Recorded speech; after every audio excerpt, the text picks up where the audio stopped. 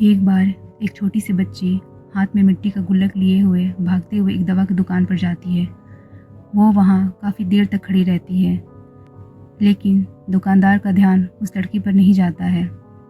फिर वो लड़की काफ़ी देर तक आवाज़ें लगाती रहती है, लेकिन दुकानदार फिर भी नहीं सुनता क्योंकि वहाँ पे काफ़ी भीड़ होती है। फिर इस बच्ची को गुस्सा आ जाता है और वह मिट्टी का गुल्लक वहीं काउंटर पर ज़ोर से रख देती है। तभी दुकानदार और वहाँ खड़े सभी लोग उस बच्ची की तरफ देखने लगते हैं। दुकानदार ने उस बच्ची से पूछा कि बेटा आपको क्या चाहिए? तो वो बड़े ही भोलेपन से बोलती है कि अंकल मुझे एक मेडिकल चाहिए। यह सुनकर दुकानदार को कुछ समझ में नहीं आता है और ना ही वहाँ खड़े लोगों को समझ में आता है। सभी उसकी तरफ देखने लगते हैं। फिर दुकानदार ने उसे कहा कि बेटा मेडिकल तो यहाँ पर नहीं मिलता। तो बच्ची को लगा कि वह दुकानदार उससे झूठ बोल रहा है। तो उस बच्ची ने कहा कि मेरे गुल्लक में बहुत पैसे हैं, बताओ आपको कितने पैसे चाहिए, आज मैं यहाँ से मेडिकल लेकर ही जाऊँगी। तभी काउंटर पर खड़े एक आदमी ने उससे पूछा कि बेटा आपको मेडिकल क्यों चाहिए? तब उस बच्ची ने अपनी कहानी सुनाई। उसने कहा कि कुछ दिन पहले मेरे भाई के सर में बहुत दर्द था, तो मेरे पापा ने उसे हॉस्पिटल में एडमिट कराया। उसके बाद वह कई दिनों तक घर नहीं आया है। मैंने बहुत बार अपने पापा से पूछा, लेकिन वो मुझे कुछ नहीं बता रहे हैं। वो बार बार यही कहते हैं कि कल आ जाएगा, लेकिन वो अब तक घर नहीं आया।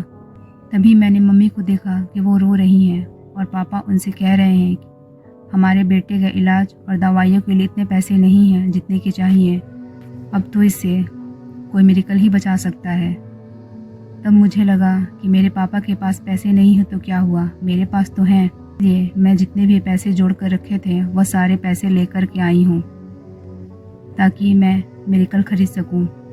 फिर उस आदमी ने बच्ची से पूछा कि तुम्हारे पास कितने पैसे हैं?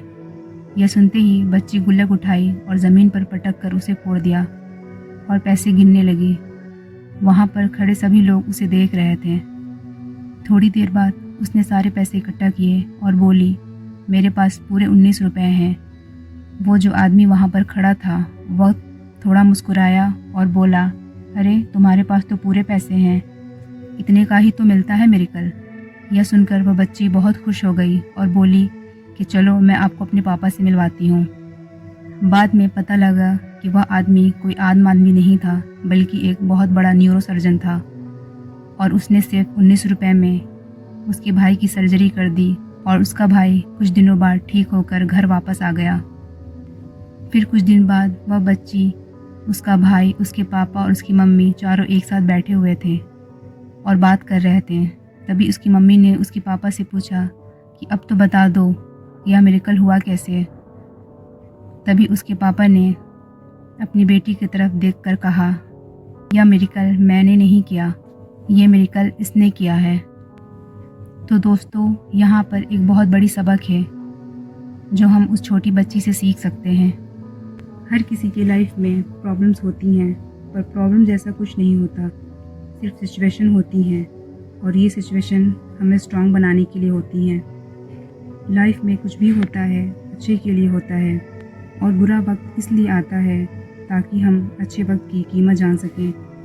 ज़िंदगी में कभी कभी ऐसा होता है कि हमको कोई रास्ता नज़र नहीं आ रहा होता है और हम लोग हिम्मत हार जाते हैं। तब हमारे अंदर एक बच्चा होता है जो कोशिश करने से कभी पीछे नहीं हटता। वह हार मानने को तैयार ही नहीं होता क्योंकि उसने ना शब्द कभी सुना ही नहीं होता है। वह बच्चा जिसके लिए कुछ भी नामुमकिन नहीं है, क्योंकि वह हर हाल में कोशिश करता ही रहता है। तो आशा करती हूँ कि आपको ये मोटिवेशनल स्टोरी पसंद आई होगी।